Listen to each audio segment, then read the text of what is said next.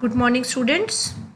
हम अपने डिज़ाइन के वर्गीकरण टॉपिक को कंटिन्यू करते हुए हमारा अगला टॉपिक रहेगा डिज़ाइन का वर्गीकरण कई और आधारों पे भी होता है। हमने पिछली क्लास में पढ़ा था कि डिज़ाइन का वर्गीकरण दो तरह से होता है, एक संरचनात्मक यानी कि स्ट्रक्चरल और एक होता है सजावटी यानी डेकोरेटिव डिज़ाइन।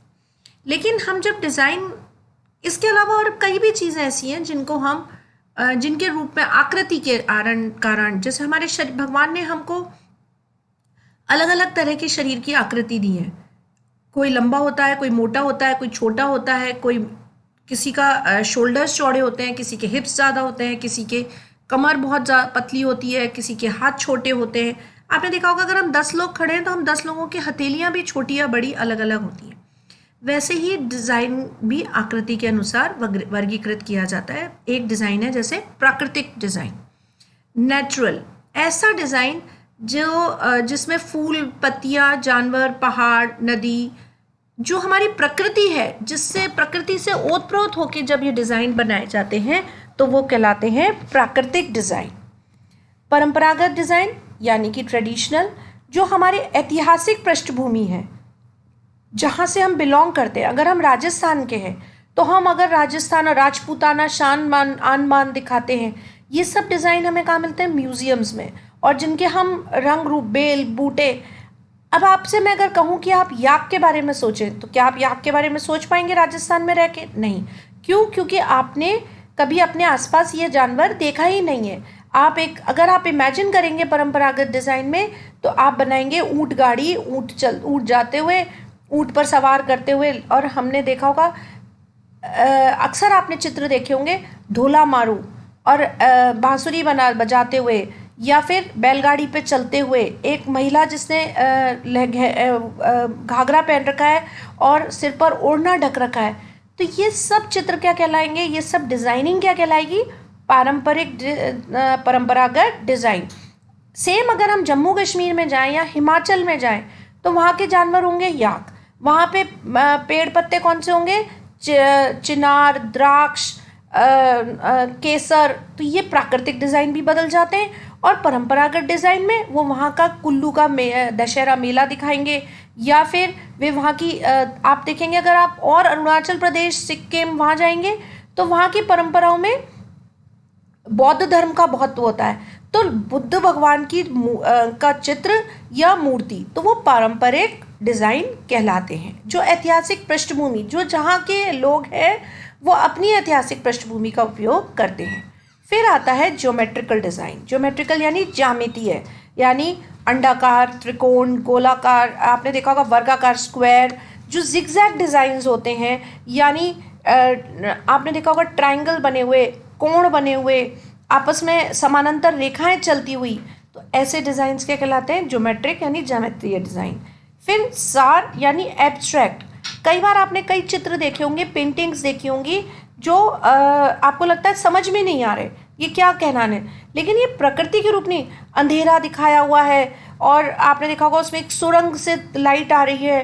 तो वो क्या दर्शाता है कि ये प्राकृतिक एक गुफा का चित्र है जहाँ पे, और इसको हम अपने एक आपको देखने पे क्या लगेगा? अंधेरी गुफा है और उसमें से रोशनी आ रही है, लेकिन उसका अर्थ क्या हो जाता है कि हम जीवन के अंधेरे में घिरे हुए हैं और थोड़ी ही देर बाद हमको हमें एक रोशनी मिलने वाली है, यानी हमें कहीं ना कहीं एक आशा या होप बनती है। तो ये वाले जो डिज़ाइंस होते हैं जो बनते कुछ और हैं और इनके पीछे की छुपी हुई भावना कुछ और होती है, वो कहलाते हैं abstract design. Then it is stylised design, यानी स्टाइलाइज जो डिज़ाइनर्स बनाते हैं, जो अलग हटके, जो आपके और एक आम जनता के लिए नहीं होते, जो आप फैशन शोज़ में अक्सर देखते हैं। तो आप हमेशा, कई बार आपके दिमाग में आती होगी जब आप फैशन शो देखते हैं कि इन डिज़ाइंस को कौन पहनता होगा।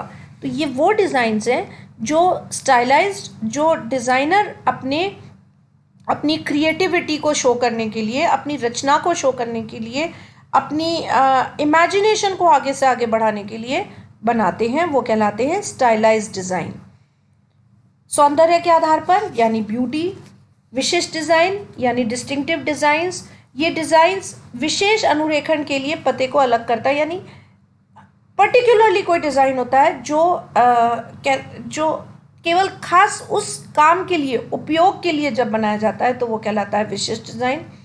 क्लासिक डिज़ाइन वह डिज़ाइन है जो सदियों से चला आ रहा है और आज भी आप अगर उसे पहनते हैं, इसका सबसे बड़ा उदाहरण है दुल्हन के द्वारा पहने गए, आज भी चाहे हम डिज़ाइनर ड्रेस होती है, शैली बन जाती, पर जो दुल्हन का लहंगा होता है उस पर आज भी जो 200 साल पुराने हमारी रानी महारानियाँ लहंगों के ऊपर जरदोजी के डिज़ाइन बनाती थी, कैरी का मोटिफ होता था, फूल पत्ते होते थे, बेल होती थी, आज भी एक दुल्हन वही पसंद करती है। तो वह डिज़ाइन जिसमें चेंज नहीं आता वो कहलाता है क्लासिक डिज़ाइन। साधारण डिज़ाइन यानी जो आप और हम रोज़मर्रा के कपड़ों में पहनते हैं, जो हमारे उपयोग में आते हैं, ऐसे उपयोग में आते हैं जो हमें आसान लगते हैं, कैजुअल लगते हैं, पहनने में साधारण लगते हैं, लेकिन वो रोज़मर्रा में हम क्लासिक डिज़ाइन को और विशिष्ट डिज़ाइन को हम रोज़मर्रा में नहीं पहन सकते।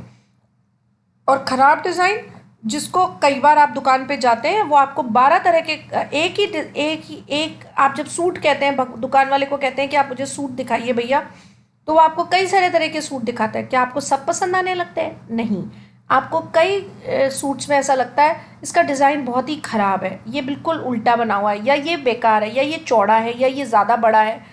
तो ये डिज़ाइन सौंदर्य के आधार पर वर्गीकृत किए जाते हैं। फिर है स्रोत के अनुसार। स्रोत यानी कहाँ से आपको मिल रहा है, स्रोत यानी आपको कौन सा आपका रिसोर्सेज हैं जहाँ से आपको ये डिज़ाइन मिल रहा है। यूजुअली फैशन डिज़ाइनर्स और आर्किटेक्ट स्रोत, अब मैं जैसे आपको एक एग्जांपल दूँ,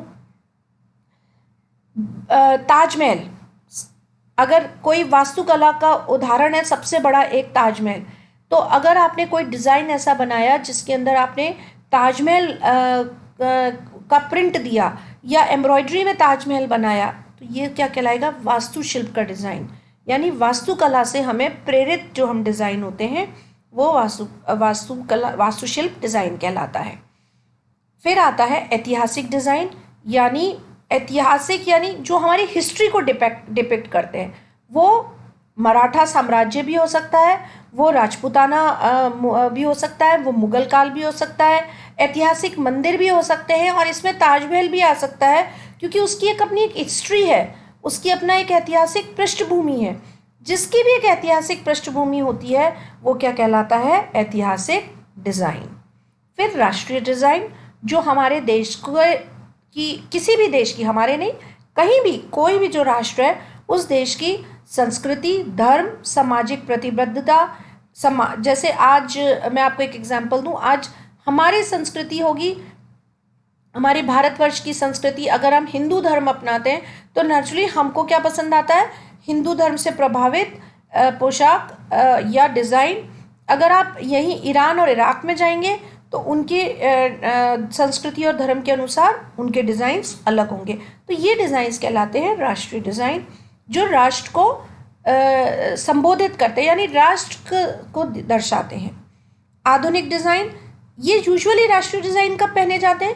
आपने देखा होगा जब भी ओलंपिक्स होते हैं, जब भी स्पोर्ट्स की बड़ी बड़ी एक्टिविटीज़ होती हैं, एशियन गेम्स होते हैं, या आपने देखा होगा जब वहाँ पर सब लोग, जब इनॉग्रेशन सेरेमनी होती है तो हर देश की जो टीम होती है वो अपने राष्ट्रीय डिज़ाइन के साथ खेलों में आती है, तो वो अपने राष्ट्र को रिप्रेजेंट करती है।